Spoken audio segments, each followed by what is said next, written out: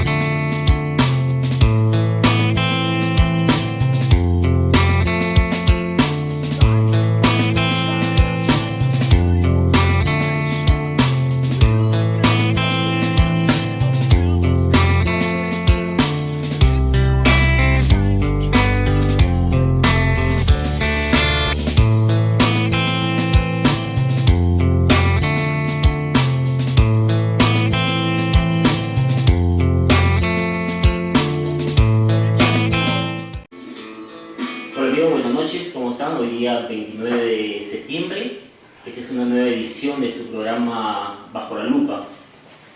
Hoy estamos los últimos reportes que nos envía lo que es SUNAT, nos dice pues que son cerca de 252.000 empresas formales en todo el país. Hoy día vemos pues que los índices de lo que es formalidad en el Perú realmente estamos decayendo. Somos realmente un país con muchas empresas informales. Muchas veces hablamos de la informalidad porque vemos que está por un lado lo que son los tributos, SUNAT, que no hacen pues que las empresas realmente puedan formalizarse y ser un apoyo para la activación económica del país. De esas 253.000 empresas que existen hoy en día como formales en el Perú, 80% casi son las pequeñas y microempresas, un 10% aproximadamente son medianas empresas y los restantes son las grandes empresas. Por consiguiente, hablar de las pequeñas y microempresas es muy importante hoy en día.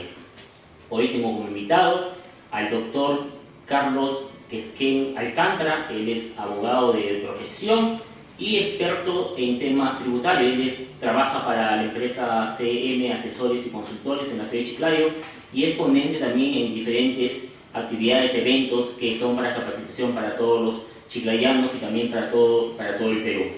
Carlos Quesquén, muy buenas noches. Gracias por aceptar la invitación. Sé que tus actividades son muy arduas y nuevamente pues gracias por estar aquí en tu programa Bajo la Lupa. Compartiendo esto esta noche y abocándonos pues a repasar un poco esta problemática que se ve en la actualidad, ¿no? Carlos, la gran inquietud de las personas, emprendedores, que tienen un sueño, tienen una idea, luego tienen un proyecto, tratan de decir, este tipo de empresa voy a hacer yo a partir de hoy adelante. Pero la gran disyuntiva es, ¿qué hago? ¿Cómo me formalizo? Yo quisiera que en esta primera parte hablemos de lo que son el tipo de empresas que existen en el país, qué es lo que más le conviene a una persona que recién está iniciando un negocio para que poco a poco pues vaya prosperando. Pero lo importante es que sea una empresa formal porque lógicamente tiene muchas ventajas ser formal, ¿no? Así es, o sea, en la actualidad se ve, como has puesto tú de manifiesto, mucha informalidad, mucha gente que cree que el hecho de estar adherido a la legislación, a la normatividad que pueden imponer los entes reguladores, como en este caso la SUNAT, o puede ser SUNAFIL o la zona de trabajo, va a devenir en que ellos van a percibir menos contraprestación o menos ganancia, ¿no?, por actividad que puedan desarrollar. Pero eso en realidad no es así. O sea, el hecho de ser formal implica llevar las cosas bien, las cosas derecho, que al principio te puede costar un poco, pero a la larga va a reportarte mayores beneficios que el ser informal. Porque lo que tú puedes ganar a lo mejor en un mes, en 2 meses, en un año, basta que ante la primera fiscalización que te caiga, ante la primera intervención, lo puedes perder absolutamente todo por las multas que son realmente altas, ¿no? Y que van a coadyuvar a que de una u otra manera tú puedas cerrar ese negocio, esa idea o ese sueño que has tenido en un principio, ¿no? Un emprendedor ya tiene pensado qué tipo de empresa colocar, poner en marcha. ¿Qué es lo que tú le recomendarías? Bueno, en realidad, en la actualidad lo que se recomienda es siempre buscar una sociedad. Dentro del marco societario lo que uno generalmente recomienda es el tema de la sociedad anónima cerrada.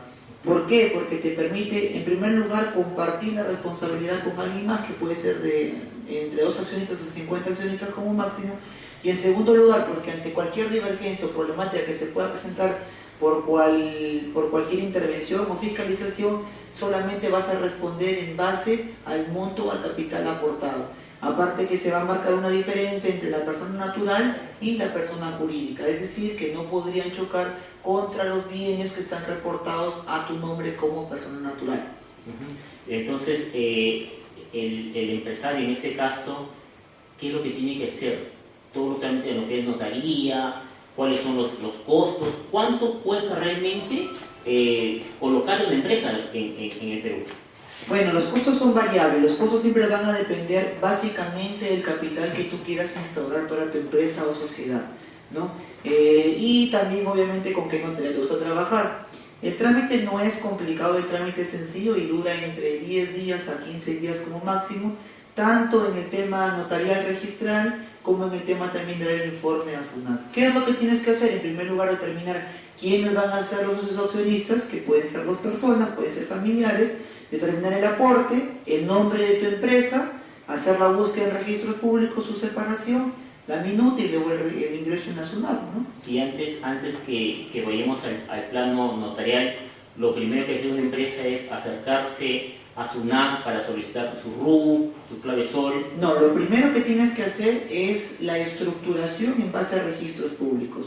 Y la comienzas con la etapa notarial. Haces tu minuta en la cual vas a indicar cuál es el nombre de tu empresa, cuál es el objeto de la empresa. Ahí te puede dar las facilidades que tú puedes colocar o consignar un objeto principal y secundarios, pensando, proyectándote siempre al futuro, qué más puedes tú realizar. Una vez que defines todo eso y se eleve a minuta notarial, se va y se inserta en registros públicos.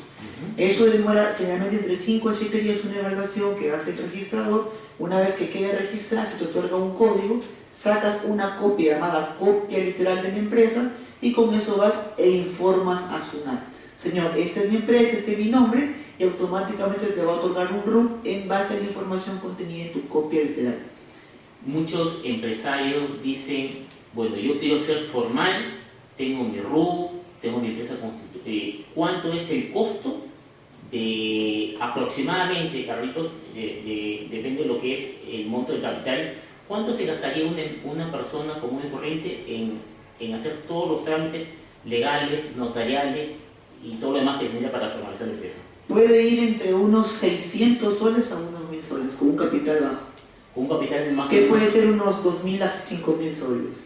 Te sale aproximadamente unos 600 a 800 soles. Entonces, una empresa, una persona que quiere constituirse y tener esa empresa, estamos hablando que debe tener como mínimo un promedio de 600 o 800 soles para tener su empresa formalmente constituida. Ahora quiero aclarar un punto. El miedo generalmente de las personas es decir, yo quiero poner un capital de empresa, pero tengo que hacer un depósito, tengo que tener plata, tengo que tener liquidez. No necesariamente es así, porque tú puedes constituir tu empresa con elementos con los que ya cuentas. Por ejemplo, una laptop, por ejemplo, una computadora, un televisor, mesas, sillas.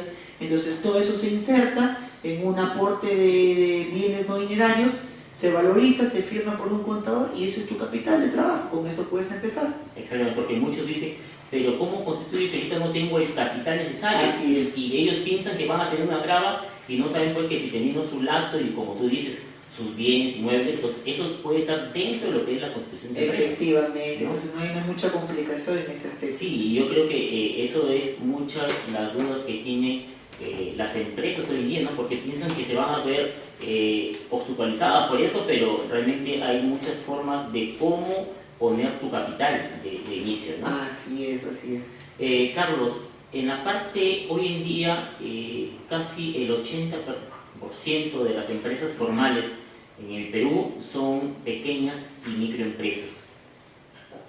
La pregunta es, ¿por qué? ¿Qué ventajas tiene para el empleador constituirse como una pequeña y microempresa? Y la otra es, ¿qué desventaja tiene para un trabajador laboral en una empresa que es pequeña y microempresa? Bueno, para empezar, las modalidades de la MIPE fueron justamente creadas o promulgadas para incentivar la formalización de los pequeños emprendedores que tenían en idea o en mente pues tener o desarrollar una empresa. Entonces, en base a esa idea, el Estado dio facilidades para que estos emprendedores, estos pequeños empresarios puedan notificar o informar a los estamentos o a las entidades que reglamentan este funcionamiento su existencia, ¿no? Y puedan de una otra manera, por ejemplo, tributar, por ejemplo, entregar cuánto su planilla, sus trabajadores, etcétera, ¿no? Entonces, ¿pero qué pasa? Dentro de esas modalidades tenemos dos rubros, que es la microempresa, que es, se podría decir, el ítem primario o principal, que va a estar arreglada porque la empresa tiene que hacer un capital o mover un capital anual de 150 UIT. Si tú pasas los 150 UIT, ya no podrías estar enmarcado dentro del rubro de microempresa, ¿no? Ahora, la ley también te da esta ventaja de que tú puedes pasarte ese tope 2 años consecutivos sin que tenga efecto. Si tú pasarías un tercer año, automáticamente se te quita esa denominación y pasarías al segundo rubro, que es el de pequeña empresa. Ahora, ¿cuáles son las obligaciones que tiene el empleador, ¿no? O el dueño de la empresa dentro de este rubro de microempresa?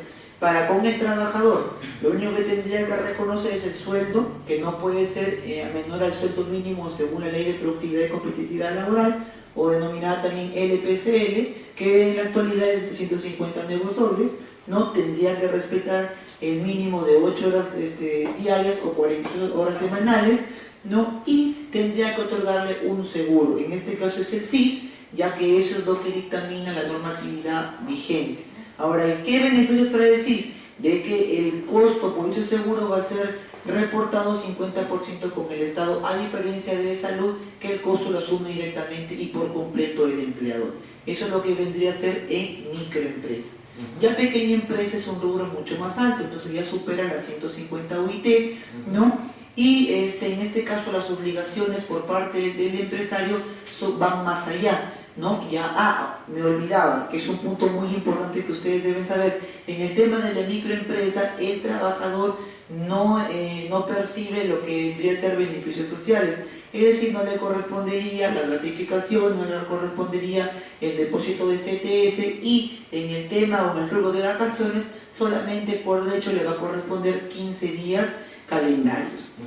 Porque efectivamente, como tú indicas, esto se hizo porque las pequeñas y microempresas tenían muchos costos laborales y realmente no hacían que las empresas tuvieran esa reactivación económica que todo el mundo espera. Carlos, sobre los regímenes tributarios, ¿qué nos puede decir? ¿Qué nos puede detallar? Bueno, eso obviamente tiene mucha relación con el tema de las empresas. Hemos visto en una primera etapa cuál es la empresa o cuál es la figura societaria que nos conviene, que en este caso sea anónima cerrada. Una vez configurada, nos adherimos al régimen, en este caso puede ser la microempresa o la pequeña empresa. Una vez definidos esos puntos, ya podemos... Antes que me pide, Carlos, para que una empresa esté, digamos, inscrita en el RENIPE, ¿qué pasos debe seguir el empresario? Bueno, en primer lugar tiene que estar conformada y configurada tu empresa, tiene que estar inclusive informada a la SUNAT, en la cual te va a otorgar tu RUT, te va a otorgar una clave y te va a otorgar tu usuario. ¿Y por qué es importante en este caso estos elementos? Porque al momento de que tú haces o solicitas la inscripción como micro o pequeña empresa, tienes que ingresar a la página del Ministerio de Trabajo, entras al portal, entras a acreditación como micro o pequeña empresa, ¿no? Y te va a salir diferentes páginas. En este caso la primera va a ser para que tú indiques cuál va a ser el personal que tú vas a tener funcionando como trabajador dentro de esta empresa, y te va a obligar, porque es obligado, que por lo menos tienes que informar que, como trabajadores a 2 personas, luego la información de la empresa, y luego todos los datos que tú consignas van a ser evaluados en un plazo de 7 días. Después de dicha evaluación, se te va a generar tu constancia de la acreditación correspondiente, y a partir de esa fecha tú ya adquieres la capacidad, o en este caso la figura de micro y pequeña empresa. Ojo, si tú contratas a algún trabajador antes de que se configure dicha acreditación, ese trabajador va a estar considerado dentro del régimen general y no de la micro y pequeña empresa que tú luego puedes adquirir. Y eso de repente le puede pasar a muchas personas, ¿no? Por lo general, cuando uno inicia la inscripción, se recomienda que los primeros trabajadores que tú consignas sean el gerente de la empresa, que en muchos casos viene a ser el dueño de la empresa, o el representante legal. Sobre los vínculos laborales que tenemos en empresas así más a grandes rasgos, ¿qué nos puede decir, Carlos? Los vínculos laborales, bueno, el vínculo laboral viene a ser la relación que se da entre el trabajador con el empleador, y en la cual va a determinar el tipo de contratación por la cual tú estás, en este caso, se va a la redundancia, contratando al trabajador. Pues en la generalidad de los casos, el tipo de contrato común que utilizan las empresas es por inicio de actividad o por necesidad del mercado. Que la obligatoriedad de la ley exige que en el mismo estructura o cuerpo del contrato tengas que definir cuál es la causa temporal por la cual tú estás contratando. Si es que tú no consignas la causa y la temporalidad del contrato, estarías deviniendo en una infracción y ese contrato quedaría nulo y el trabajador automáticamente pasaría a ser a tiempo indeterminado o indefinido, en este caso permanente, dentro de tu empresa. ¿Y SUNAFIL? ¿Cómo está hoy día viendo y fiscalizando todo ese tema? Bueno, SUNAFIL es un ente, es prácticamente la contraparte a SUNAT, pero dentro del tema laboral es una entidad que está viniendo con fuerza, todavía no llega al departamento de Lambayeque, pero ya está en La Libertad, está en Chivote, está en Lima. La característica de SUNAFIL es que la fiscalización es mucho más profunda, mucho más exhaustiva y va a recaer sobre las empresas de régimen general. Las multas son fuertes porque van desde las 0.5 UIT hasta las 300 UIT, ¿no? Entonces las multas vienen en una escala de gradualidad dependiendo la falta que tú cometas, el grave o leve y la repetición de dichas faltas. Me hablabas fuera de cámaras que hoy en día SUNAT que entra con fuerza por todos lados y aparte lo que es salud, ¿no? Lo que me comentabas antes. Claro, o sea, ahora por ejemplo de salud está haciendo en base al curso de información con lo que tú declaras y con lo que tiene su registro SUNAT, salud está haciendo las fiscalizaciones, ¿no? Respecto a que si los trabajadores que tú consignas dentro de tu planilla realmente realizan una actividad dentro de tu empresa.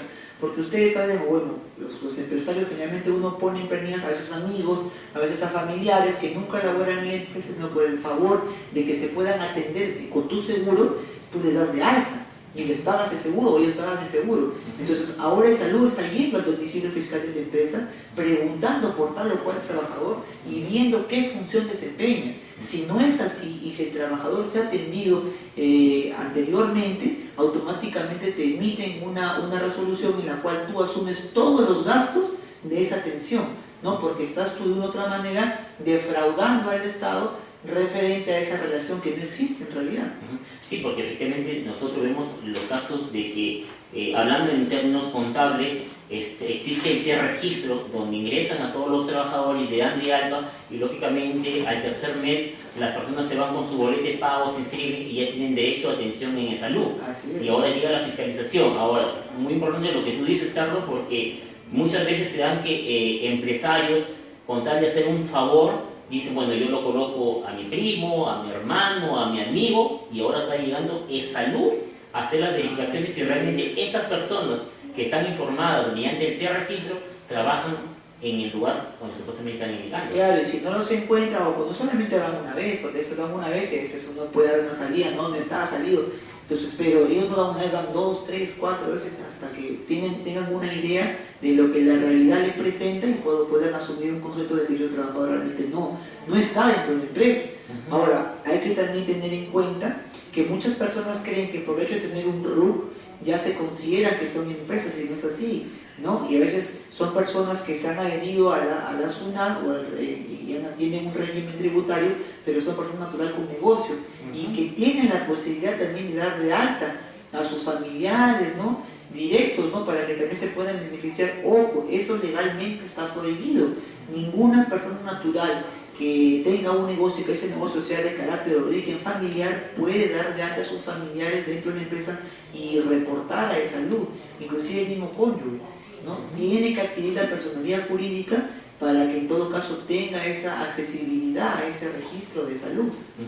Entonces, hoy en día la fiscalización no solamente es por parte de SUNAT, sino que ahora ya se están haciendo todos los cruces debidos entre diferentes instituciones públicas para realmente confirmar si los datos que están reportando vía lo que es el software, el portal de SUNAT, realmente debe coincidir con todo lo que es salud y todo lo demás. Así es, hay otro punto esencial en salud. Si tú, obviamente, como tú declaras, se te da para que tú pagues el tributo por salud. Si tú no lo pagas dentro del plazo establecido, así lo pagues después.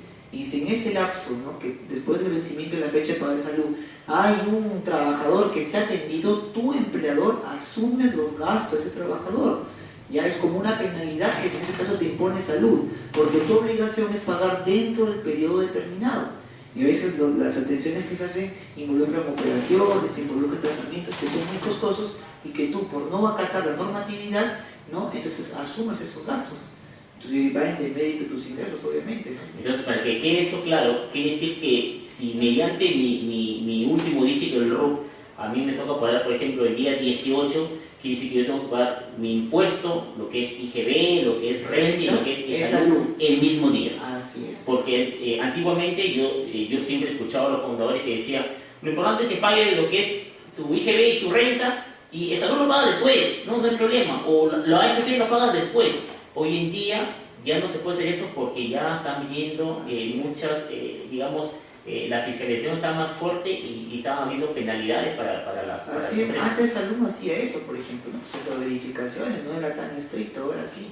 Ya está así, inclusive en el tema de las AFP también. Y a las empresas les comienzan a dar notificaciones por obligación de dar suma de dinero, porque tienen la obligación ellos, si tú le das cuentas al trabajador, tienen la obligación de depositarlo en su cuenta determinada dentro de la AFP y muchas veces no lo hacen. Y el empleador se beneficia de esos descuentos, cosa que no debería ser así. Entonces hoy en día, un trabajador nuevo por norma se va directamente a Habitat. Habitat está haciendo ya esos seguimientos, esos depósitos. Todas las AFP, ya sea Habitat, sea Integra, tienen una estructura organizada entre la cual tienen también su área legal, que se encarga de verificar a través del sistema si es que tal o cual trabajador ha realizado el pago de las planillas de sus, en este caso, su fuerza operaria. Si no lo ha hecho así, automáticamente computan la demanda por obligación de dar suma de dinero, se te va a ser notificado y aparte de tu pagar la AFP que te corresponde, vas a pagar intereses y encima las costas y costos procesales que dicho procedimiento genera. Entonces, un punto para que los empresarios tengan muy en cuenta es que ahora, cuando te toque pagar tus impuestos, ojo, ya no solamente es la obligación de que tienes el día solamente lo que es IGB y renta, sino también mucho cuidado con lo que es salud y también lo que es la ONP, ¿no? Así es. Siempre hay que tener en cuenta que tu obligación como empresario abarca todos los puntos concernientes también a tu fuerza laboral. No solamente el pago de tu renta, tu IGB, sino también el pago de salud, ¿no?, que va a repercutir en la atención adecuada y continua de tus trabajadores, y también la ONP, que es un derecho de ellos, porque al ellos aceptar que se les descuente, está en tu obligación ese descuento, reportarlo y pagarlo, en este caso las AFP. Mire, y lo repito, Carlos, porque muchos contadores, yo he escuchado que decían, no, paga esto, no importa lo que es AFP lo paga después, salud también después, pero la ONP no, ONP tienes que pagarlo sí o sí, ahora ya no, ya tienes que pagar todo, si no vas a tener alguna multa o problemas que a ningún empresario le quiere tener problemas, ¿no? Porque a la larga o a la corta significa mayor gasto, ¿no? Porque aquellos que no cuentan con un área legal, entonces tienen que contratar un abogado. Ese abogado necesita también que le paguen y obviamente el incremento del monto es mucho más alto, ¿no? Efectivamente. Ya que hablamos de esa parte de lo que era la constitución de empresas, entramos ya al punto de lo que es el sistema tributario peruano. Nosotros, si hablamos de todo el sistema tributario, tenemos pues lo que son los impuestos, las contribuciones, las tasas. En impuestos, bueno, lo vamos a hablar aquí más adelante. Contribuciones mayormente ya no se da hoy en día en la actualidad, porque antiguamente una contribución era lo que se daba por lo que era FONAVI, y también lo que son las tasas por derechos de trámite que se pueden dar pues, en las municipalidades o cualquier otras instituciones. Hoy en día, Carlos, y me quise programarte la entrevista para estas fechas porque ha salido un reporte de SUNAT en la que los ingresos tributarios, es decir, la recaudación tributaria está bajando enormemente. Uno, tú sabes que hoy día vivimos una desaceleración económica, el mayor porcentaje de impuestos recaudados por parte del país es por el sector minero, y si las cotizaciones de lo que es oro, plata, zinc han disminuido, lógicamente las empresas venden menos y tributan menos. Por consiguiente, el Estado está recibiendo hoy en día menos cantidad de dinero. Hay un dato que yo quisiera decirle al público respecto a lo que es la contribución, para que ustedes tengan una idea. SUNAT Lambayeque, ¿no?, en el 2014 ha recaudado 582.216.000, eso es sacado directamente del portal de SUNAT. De enero a agosto del 2014 se recaudó 380 millones. Hoy en día, de enero a agosto del 2015, se ha recaudado solamente 347 millones. Quiere decir que hemos recaudado cerca de 40 millones menos, solamente hablando de SUNAT Lambayeque. En agosto del 2015 se ha recaudado en SUNAT Lambayeque 39 millones. Y si vemos cuánto ha recaudado el Perú en total con la suma de todos los departamentos, el Perú ha captado cerca de, solamente en el mes de agosto, 7.138 millones. Para que ustedes se hagan una idea, lo que reporta Lambayeque no llega ni al 1% del total de la recaudación en todo el país. Quiere decir pues que la mayor cantidad de empresas hoy en día existen en Lima, y las otras empresas pues están repartidos todos a nivel nacional. Carlos, ¿cómo ves este lado de la recaudación? Y yo me imagino que por este punto que la SUNAT quiere hoy en día recaudar más, comienza la fiscalización, y es más, yo creo que en estos últimos meses la SUNAT, con tal de llegar a su meta, va a hacer todo lo posible, hasta lo imposible, por llegar a la meta, porque nosotros escuchábamos a la superintendenta y decía pues que su meta era llegar al fin del gobierno 2016, llegar a una presión tributaria de cerca del 16% del PBI. Hoy en día, en los últimos reportes, nos señalan que estamos llegando en 2015 con una presión tributaria del 15.4%, y al cierre del año 2016 vamos a llegar con una presión tributaria de solamente 15.7%. ¿Cómo debe prepararse los empresarios a esta avalancha de fiscalización que se viene hoy en día? Bueno, en primer lugar, SUNAT, cuando fiscaliza, lo primero que aplica es el principio, el criterio de presunción. SUNAT siempre va a presumir que si hay algún desequilibrio, alguna baja en tus ventas, es porque tú estás evadiendo impuestos. Esa es la madre de todo tipo de comparecencia, fiscalización, o en este caso evaluación de tu documentación empresarial. Entonces, en base a esa presunción es lo que SUNAT tiene o le otorga la capacidad de poder llamarte y fiscalizar. Ahora, ¿cómo se divide la etapa de fiscalización? Se divide en dos partes. La primera, que es la comparecencia, que es ante la entidad GEMA, que es una etapa previa a una fiscalización. A ver, Carlos, antes de que continúe, porque ese tema me gustaría que lo expongas muy bien, porque el público necesita saberlo muy en claro, pero debemos cumplir pues con nuestros auspiciadores, y vamos a una pequeña pausa comercial para cumplir con todas las empresas que nos auspician, y regresamos pues con Carlos Quesquén Alcántara en su programa Bajo la Lupa. No se muevan. Muchos empresarios tienen ese temor de decir pues, me llegó una fiscalización, me están pidiendo de tal año, de tales meses. Cuéntanos, ¿cómo es todo este proceso? Yo sé que es para ti tu tema cotidiano, lo ves todos los días, no solamente con una empresa, sino con muchísimas empresas, y nos gustaría pues que nos relates cómo es y cómo están preparados los empresarios. Y es más, aquí tiene que ver mucho lo que es el contador. Muchos empresarios, si bien es cierto, contratan a un contador público, pero en muchos casos nos vemos que el contador no tiene mucho conocimiento tributario. El contador mayormente se va desde el punto de vista de lo que es financiamiento, pero son pocos los contadores que realmente conocen a fondo lo que es tema tributario, y muchas veces tienen que acudir a un abogado, a un especialista tributario como tú, Carlos, para que le puedan dar pues la salida más, digamos, mejor posible para que los empresarios no se vean estancados y no pues les caiga una multa, como en muchos casos ya sabemos, ¿no, Carlos? Bueno, hemos tenido la oportunidad de trabajar juntos y yo sé que eso es pues tu tema del día a día. ¿Cómo hacer? Cuéntanos desde cómo comienza la fiscalización y por qué SUNAT te pide una fiscalización. Bueno, como estaba comentando anteriormente, para que la SUNAT te pueda llamar o te cite, tiene que haber aplicado el principio de presunción. Obviamente que ella está presumiendo que tú evades impuestos de una u otra manera o no declaras todas tus ventas, ¿no? Que va a repartir o va a repercutir en una ganancia. Entonces, pero hay que dividir y hay que diferenciar las etapas que tiene esta evaluación de tu documentación. La primera, también llamada comparecencia, que es la que se da ante una área especializada que se le denomina GEMA, ¿no? Que está dentro de, en este caso, la administración tributaria, ¿no? Que es la etapa primaria, es la etapa que antecede a una fiscalización. ¿Y por qué se diferencia? Porque GEMA, si bien también te va a pedir un determinado periodo, ¿no? Diferente información, que por ejemplo tus libros de compras, de ventas, tus estados financieros, solamente se va a circunscribir al momento que te está citando, en este caso en el local de la administración.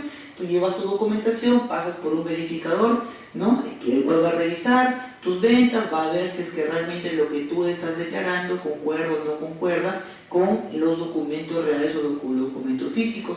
Hace el cruce de información con tus proveedores, entonces ahí se va a determinar si es que tú realmente evades o no evades impuestos. Anteriormente la SUNAT se basaba en ¿qué? Se basaba en el principio de fehaciencia y en el principio de causalidad. ¿Qué quiere decir el principio de fehaciencia? Quiere decir que todas las actividades que tú realizas realmente se han efectuado. Porque tú sabes, porque como dices, hemos trabajado juntos, la mayoría de empresas compran las facturas. ¿Y con la finalidad de qué? Con la finalidad de poder bajar los montos que tienen que pagar como impuestos.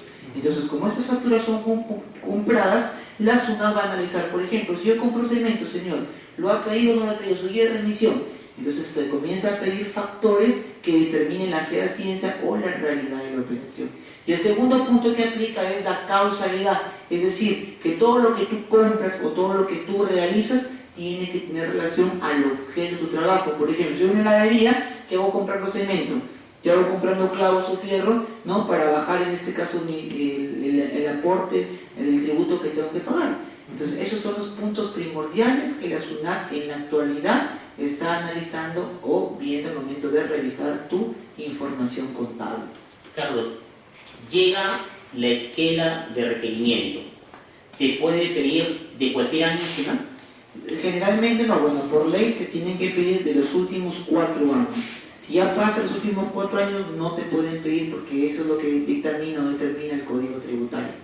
Son los últimos 4 periodos declarados. Muchas personas se preguntan, y hay unos, por lo general las pequeñas y microempresas no tienen dentro de su estructura un contador perenne, sino que muchas veces contratan un contador externo.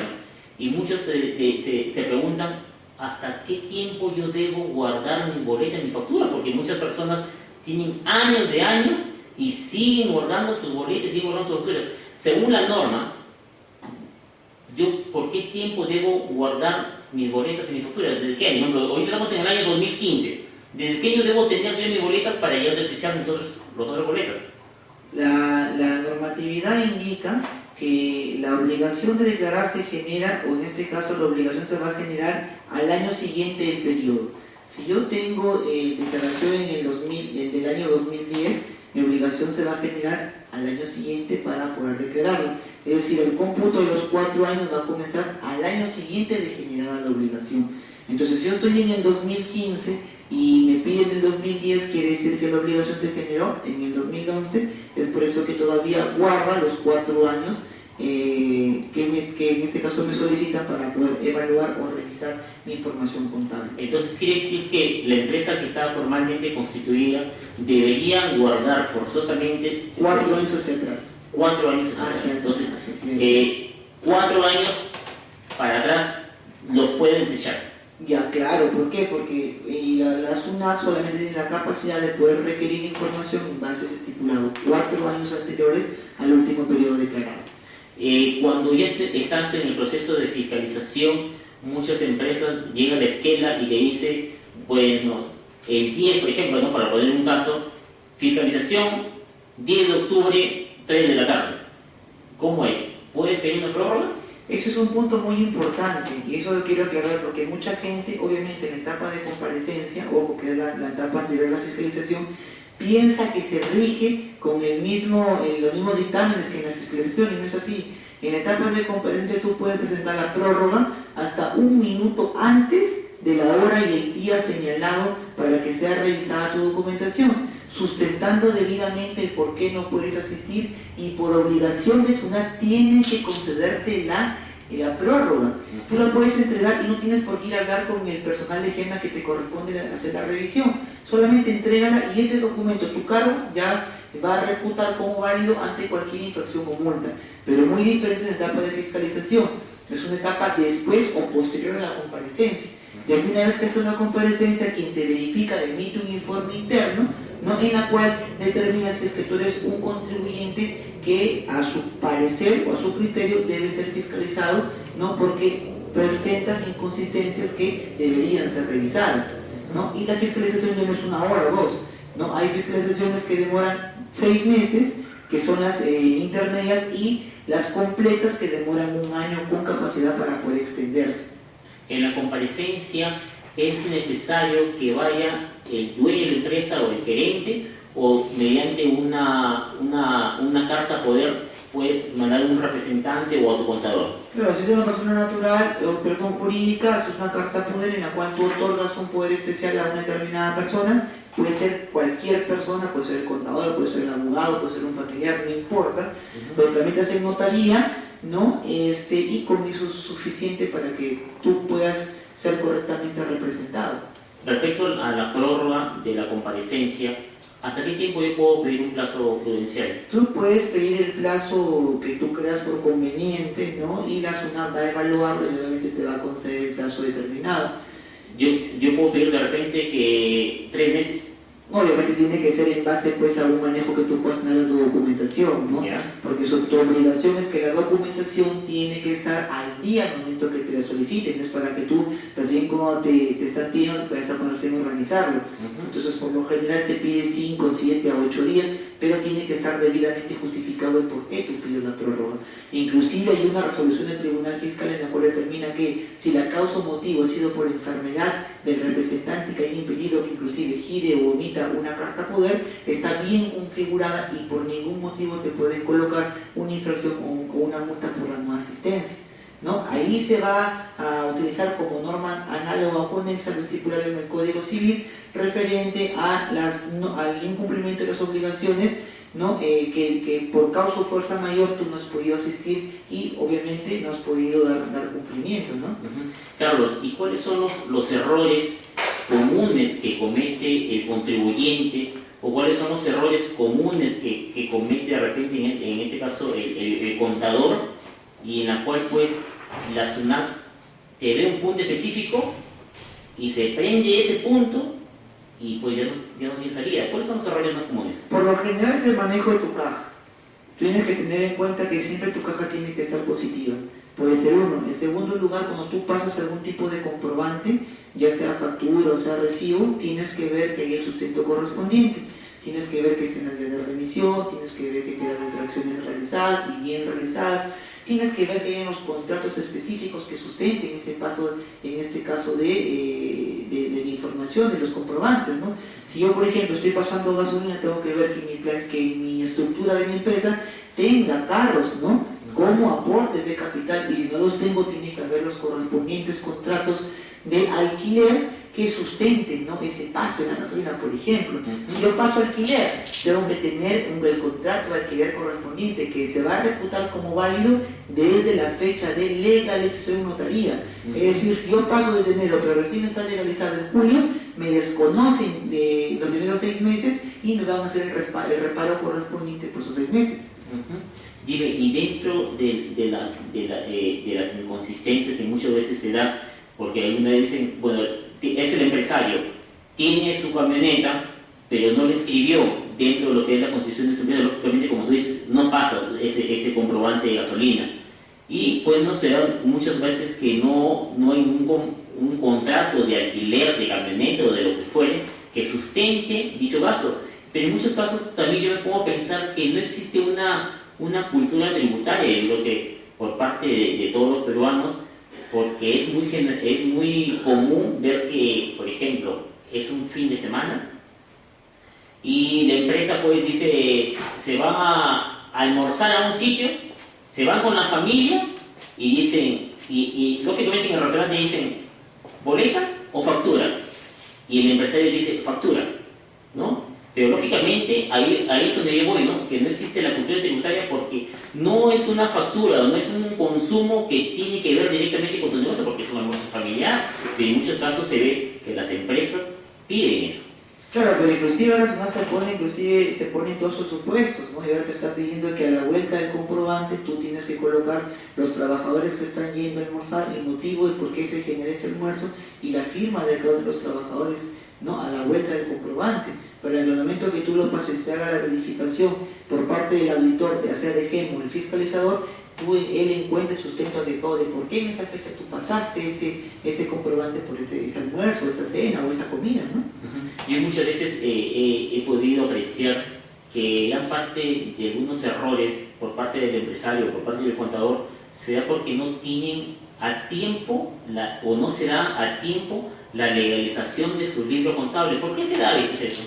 Pues a veces son descuidos pues, que se realizan, no piensan que no es importante tenerlos al día los libros y eso no es así. O sea, los libros van a ser el reflejo de todo tu manejo contable, toda tu estructura organizacional desde el punto de vista económico, ingresos, entrada y salida. Es por eso que te piden siempre el libro de compra y el libro de venta, donde vas a reflejar cuánto compras y cuánto vendes. Tiene que haber un equilibrio. Tú no puedes comprar más de lo que vendes, ¿no? ¿Por qué? Porque no tienes el sustento de la caja necesaria para poder adquirir esos bienes, ¿no? Entonces, ¿por qué compra tanto usted? Y lo que ha comprado anteriormente, ¿dónde está? Debe estar en su almacén, debe estar en su inventario, y si van a ver y no está, usted está evadiendo impuestos, ya lo ha vendido y le emitió el comprobante de venta correspondiente. Entonces, todo eso es a base de un curso de información, y todo eso se puede subsanar con una buena contabilidad, una política de prevención que deben tener todas las empresas. Debe haber una proyección de caja mensual, debe haber una evaluación de inventario de carácter mensual que te permita tomar las medidas necesarias para futuro no caer en ningún tipo de inconsistencia. Y eso mayormente muchos contadores lamentablemente no lo hacen por tiempo, porque tienen muchas empresas a cargo, porque no cuentan de repente con un pool de contadores que pueden pues, hacer un tipo de auditoría dentro de sus mismas empresas que ellos asesoran para que se pueda dar un buen manejo contable y tributario, ¿no? Efectivamente, pues aparte también de la revisión que tiene que hacer el contador de la documentación que le envía, en este caso su cliente o el contribuyente, para poder determinar qué facturas realmente deben pasar o qué no deben pasar y en este caso explicar el porqué de ese recibimiento. Tenemos que tener en cuenta que ahora ya está penalizada la evasión tributaria, ¿no? Y al contador lamentablemente le aplican muchos más años inclusive que al contribuyente. Son 2 años lo que le aplican al contador y 8 al contribuyente. Entonces hay que tener un poco más de esa conciencia tributaria y dejar esas malas costumbres pues, de la compra de facturas, ¿no? Que al final le van a beneficiar entre comillas al empresario. Carlos, yo creo que en muchas oportunidades por falta de orden, tanto por parte del empresario o por parte del contador, se ven de repente casos de que les pueda caer una multa a una empresa por falta de orden. Lo digo específicamente porque se llega el momento de que hay un vencimiento y el contador está pues que faltando 3 o 4 días están pues que apuran con las facturas, con las boletas, y muchas veces el contador quizás hace su sumatoria, lo registra todo y se dan cuenta pues que fueron 2 o 3 facturas, se pasaron, es decir, imagínate, ¿no? Está la factura del 1 al 50, pero no está ni la 32, ni la 36, ni la 38 dentro de un mes. Esas facturas que quedaron en el aire, ¿se pueden pasar después? Claro, o sea, obviamente tendrías que pasarlas después, pero ya tendrías que hacer una rectificación a la declaración que has efectuado, ¿no? Y pagas obviamente la multa por dicha rectificación.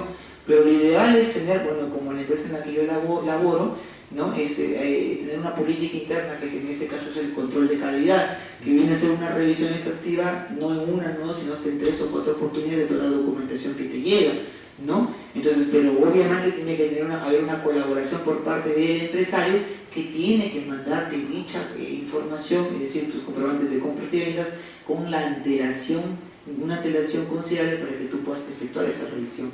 Si te llega el mismo día, obviamente no te va a dar tiempo para que tú puedas realizar esa verificación en 4 oportunidades y determinar cuáles son las inconsistencias que puedes tener, en este caso, dichos comprobantes. Entonces debe haber una buena afluencia en comunicación entre lo que es la empresa asesora y el cliente. En ser asesores, ¿cómo van en ese sentido? No, obviamente pues en la empresa tenemos por política eso, no ser asesores y consultores tienen como primera labor, primera cadena la revisión, es un filtro que se hace toda la documentación que se le entrega al asesor y se cumplen los plazos predeterminados, tanto para su revisión como para su declaración, el informe correspondiente al contribuyente de qué es lo que va a pagar y comprometerlo a que lo pague en las fechas indicadas. Dentro de algunas inconsistencias también que yo puedo recordar en ese lapso es que muchas facturas no tienen la bancarización debida, ¿no? ¿Cuál es lo que tú le puedes decir a los clientes? Claro, la legislación te indica que todo tipo de actividad que genere una compra o una venta tiene que estar con la bancarización respectiva, es decir, tiene que ser a través de un depósito en la cuenta de la empresa, ¿no? Si tú adquieres una determinada cantidad de productos, tú vas a depositarle en la cuenta de la empresa y con el voucher lo vas a engrapar en la factura correspondiente. Ahora, ¿cuáles son los límites o los montos?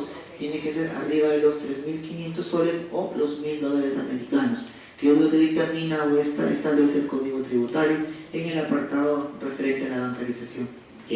Por lo general, la bancarización, por ejemplo, se vende un producto, se compra un producto, son venta de 3.500 soles o $1.000 americanos, definitivamente tiene que estar bancarizado, es decir, que tiene que estar el comprobante del depósito de la operación que estoy realizando. Así es. En muchos casos, la persona recibe el efectivo, no me hace la transferencia, ni me da un cheque, sino que me lo entrega en efectivo.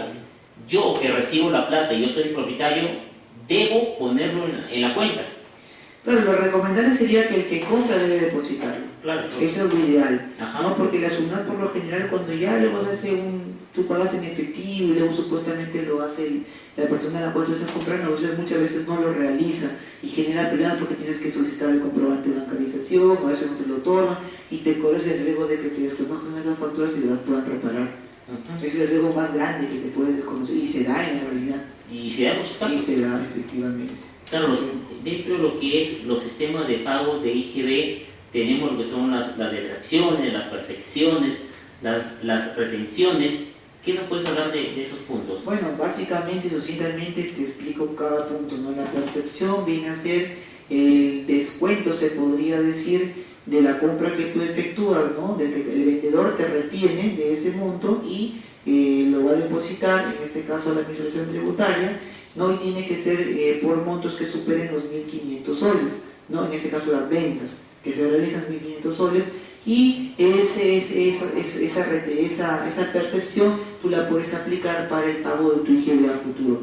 Es decir, si en un mes te salió a pagar 1.000 soles de IGB, pero has tenido tus percepciones, tú aplicas ese monto de percepciones y pagas tu IGB. Y puedes aplicar la compensación, que es una figura tributaria, para pagar otros tributos, ¿no? Por ejemplo, puede ser renta, ¿no? Después de un análisis que realiza la administración tributaria. Eso es lo que viene a ser la percepción. Y por lo general se aplica al consumidor final, ¿no? Que indica que puede ser una persona natural o una persona jurídica. ¿Cuáles son los productos en los cuales se aplica la percepción? Viene a ser en la venta de la cerveza, ¿no? de cebada, viene a ser en la venta, por ejemplo, de agua ya sea embotellada o cualquier líquido que sea embotellado, puede ser gaseosa, puede ser jugo, puede ser frugos, etcétera, ¿no? Y diferentes productos, ¿no? Que se van a aplicar, y cada uno de los productos tiene un porcentaje diferente para realizar la deducción de la percepción, ¿no? Lo que las famosas detracciones, las empresas tienen que tener su cuenta de detracciones en el Banco de la Nación. ¿Cómo es todo ese proceso? La detracción, bueno, te lo explico en estos puntos. Por ejemplo, yo produzco o vendo la famosa harina de pescado, ¿no? Tú me compras harina de pescado y tú, quien me la está comprando, tú tienes la obligación en este caso de retenerme o de traerme un determinado porcentaje. Yo te vendo y la venta equivale a 20.000 soles. Le aplico el impuesto al IGB, que es 18%, tendrías, que son 3.600 soles aproximadamente, serían 23.600 soles. A esa cantidad, ya, tú me vas a retener el 4%, que es lo que indica en base al producto que es la harina de pescado, que es la detracción en sí, y lo vas a restar. Ese 4% equivale a 900 y pico de soles, que tú lo vas a depositar a una cuenta que yo debo haber aperturado en el Banco de la Nación.